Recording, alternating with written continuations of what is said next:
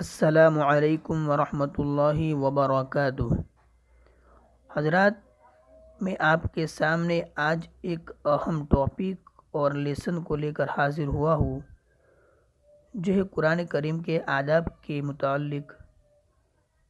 ہم قرآن کریم کے آداب، قرآن کریم تو سیکھتے ہیں، پڑھتے ہیں، لیکن اس کے آداب کیا ہے وہ بھی ہمیں جاننا ضروری ہے۔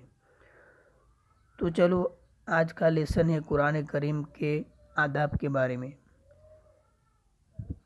تو نمبر 1، اللہ سبحانہ و تعالی کی خوشنودی کے لیے تلاوت کرنا۔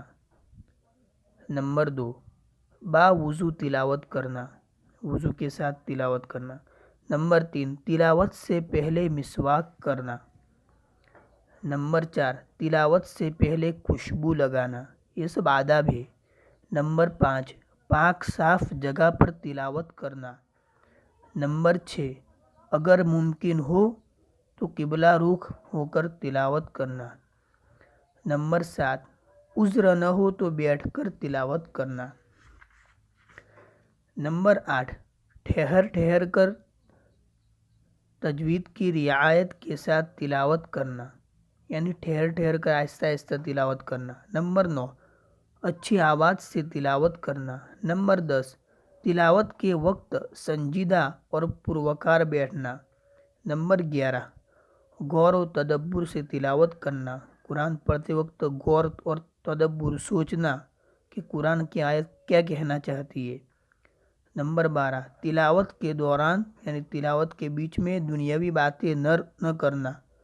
نمبر 13، تلاوت کا تکلف سے خالی ہونا، یعنی اس طرح تلاوت نہ کرے کہ ہم کو کنٹالا اور زور آتا ہو، بغیر تکلف کی تلاوت کرنا۔ نمبر 14، آیات رحمت پر رحمت طلب کرنا اور آیات عذاب پر عذاب سے پناہ چاہنا، یعنی ایسی آیت آوے جو رحمت کے متعلق ہو تو اس پر رحمت طلب کرنا، اور عذاب کے متعلق جو آیت ہو اس میں عذاب سے پناہ چاہنا۔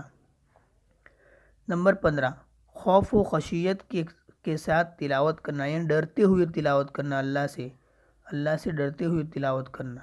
نمبر 16، رونا یا کم از کم رونے کی صورت بنانا۔ نمبر 17، لعاب دہن، یعنی منہ کا جو تھوک ہے وہ انگلی میں لگا کر ورق نہ الٹنا۔ اس میں بہت کوتاہی ہوتی ہے حضرات، یہ بھی ایک ادب ہے کہ انگلی منہ میں ڈال کر اس سے ورق پلٹتے ہیں، یہ بھی ادب کے خلاف ہے۔ نمبر 18، احکام قرآن پر عمل کا اہتمام کرنا۔ نمبر 19، مسجد میں اکٹھے تلاوت کرنا اور قرآن کریم سکھانا۔ نمبر 20، 3 دن سے کم میں قرآن ختم نہ کرنا۔ قرآن ختم کرنی ہے تو 3 دن سے زیادہ، 4 دن 5 دن اس سے زیادہ میں کر سکتے، لیکن 3 دن کے اندر نہ کرے۔ نمبر 21، موسم گرما یعنی گرمی کے موسم میں دن کی ابتدا میں، یعنی ابتدائی دن میں، اور موسم سرما یعنی ٹھنڈی کے موسم میں رات کی ابتدا میں ختم کرنا قرآن۔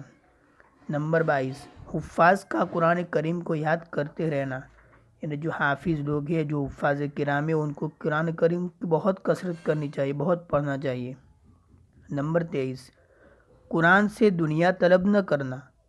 نمبر 24، احادیث مبارکہ میں جن صورتوں کے مخصوص دنوں اور وقتوں میں پڑھنے کی ترغیب وارد ہوئی ہے، یعنی حدیثوں کے اندر جن صورتوں کو کچھ خاص دن اور خاص وقت کے اندر کی فلاں صورت اس دن پڑھنی چاہیے، فلاں صورت اس وقت میں، جیسے جمعہ کے دن سورہ کہف، اس طرح رات کو مغرب کے بعد سورہ ملک ہے، اس طرح عشاء کے بعد سورہ واقعہ ہے، فجر کے بعد سورہ یاسین ہے۔